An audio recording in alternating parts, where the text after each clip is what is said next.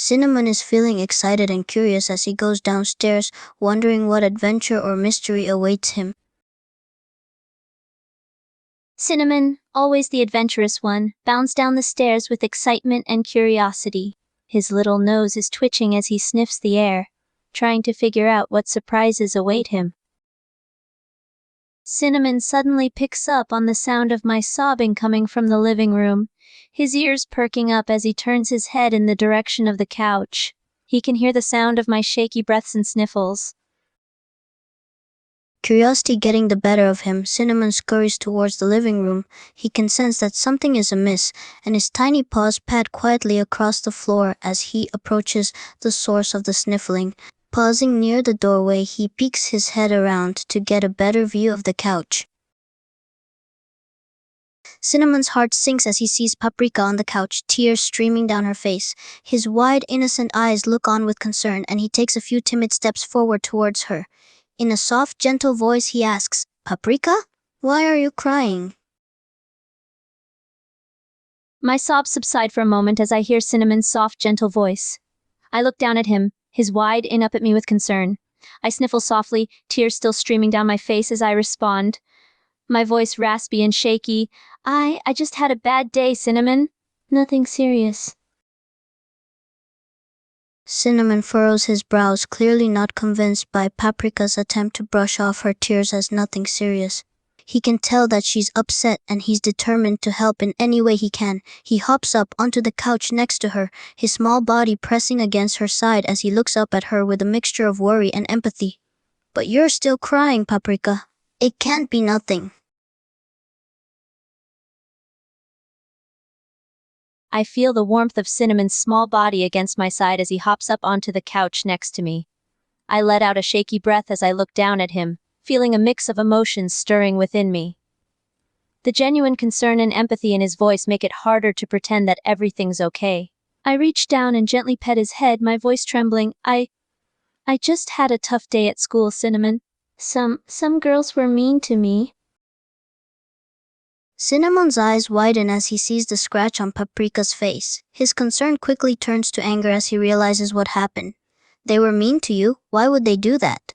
He hops onto her lap, his tiny body wriggling to get comfortable. His head tilts slightly as he examines the scratch, his tiny paw reaching out to touch it gently.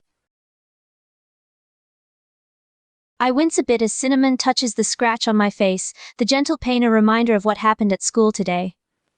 I sigh softly, my voice filled with a mixture of sadness and shame. They ganged up on me at lunch. They said some mean things and one of them hit me, and now I have this ugly scratch on my face. My hand instinctively comes up to cover the scratch, as if trying to hide it from Cinnamon's view. Cinnamon's eyes narrow as he listens to Paprika recount the events from school. His heart tightens with both anger and sadness as he imagines the other girls being so cruel to her. He gently bats his tiny paw against her hand, wanting her to uncover the scratch.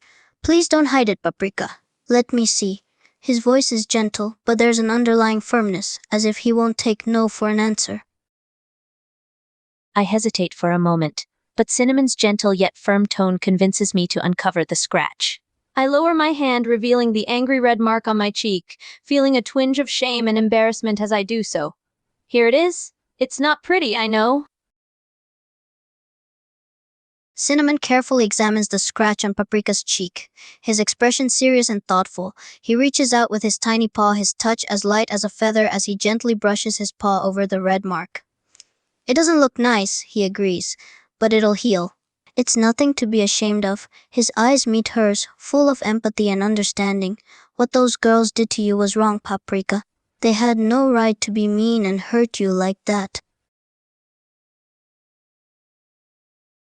Cinnamon's head tilts in slight confusion as Paprika mentions her arms. Concern flits across his features and he nods, his voice quiet and inquisitive. "Yes, I do." "Show me your arms, please." I tense up a bit at Cinnamon's request to see my arms.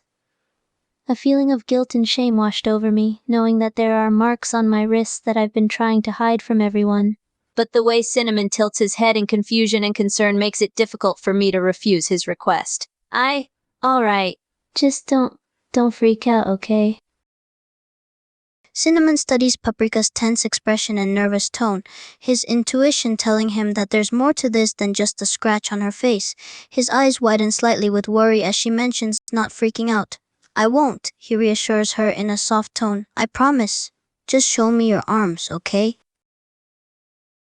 Cinnamon's heart drops as he sees the scratches on Paprika's arms. His mouth hangs open in shock, his eyes widening in horror. He's speechless for several moments, his mind racing with a mix of emotions. Fear, concern, anger, and confusion all battle within him. Finally, he manages to find his voice, speaking in a shaky whisper. Paprika, how did these happen? A mixture of guilt and shame fills me as I see the shock and horror on Cinnamon's face. I can sense his emotions swirling within him, mirroring the chaos that's been going on inside me for a while now. I look down at my arms, avoiding his gaze, my voice barely above a whisper. I did it to myself. I was feeling so upset and Cinnamon's eyes widen even further as Paprika admits to harming herself. A mixture of shock and sadness fills him, and he can't believe what he's hearing. He swallows hard, struggling to keep his voice steady. You did this to yourself? Why? He hops into her lap again, trying to make eye contact, desperately wanting to understand.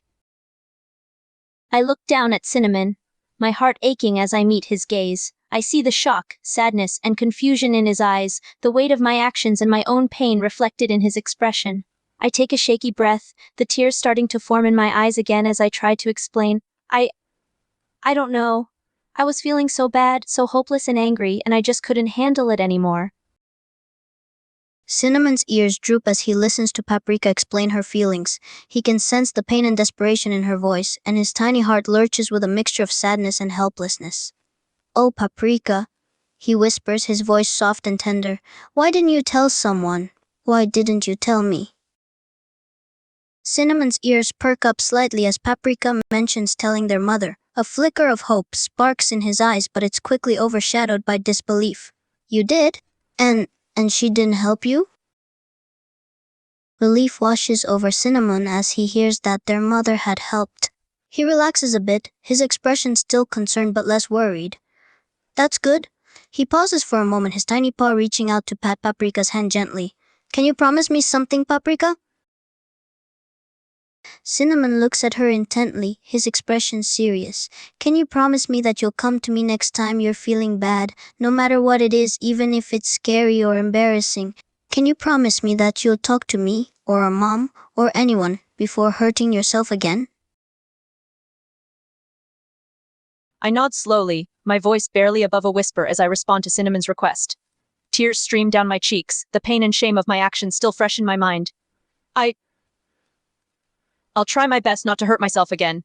And I'll come to you or our mom or someone if I'm feeling bad. I'm sorry for scaring you. Cinnamon's expression softens as he sees the tears streaming down Paprika's face. He hops up into her lap again, nestling himself against her chest, trying to provide some comfort. It's okay. I'm just happy that you're talking to me now. It scared me seeing that you hurt yourself, but I'm here for you. You don't have to go through this alone, okay? I hold Cinnamon close, his tiny body warm and comforting as he snuggles against my chest. I hug him tightly, taking in the feel of his fur against my skin, the gentle rise and fall of his breathing. His words ring in my ears, and I feel a small spark of hope in my heart at the knowledge that I'm not alone in this. Thank you, Cinnamon. I'm sorry for worrying you, and for hurting myself. I'll try harder to come to you and our mom when I'm feeling bad. I promise. Cinnamon nuzzles against Paprika's chest, his small paws clenching and unclenching the fabric of her shirt. His heart feels a little lighter, knowing that she's promised to reach out to him and their mom when she's feeling down. I know it's hard, Paprika, he murmurs quietly, his voice filled with empathy. But you don't have to apologize to me. I just want you to feel better and be safe. And I'll always be here for you, no matter what. A small, shaky smile tugs at the corner of my lips as I hug Cinnamon a little tighter, grateful for his unwavering support and understanding. Thank you, Cinnamon. You have no idea how much your words mean to me right now. It's It's hard to deal with all these negative feelings and thoughts, and it's easy to feel alone in it all. I take a deep breath, my voice wavering slightly as I continue. But knowing that I have you and our mom to talk to, it helps.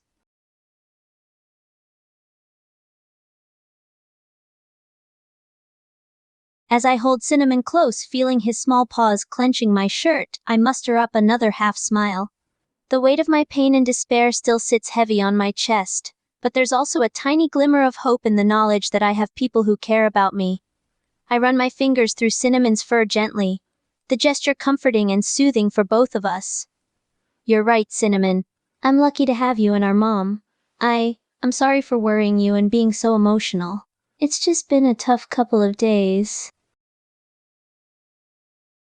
As Cinnamon stands up on his feet, his small body steadying itself on the couch cushion, I let out a soft sigh and slowly release my tight grip on him.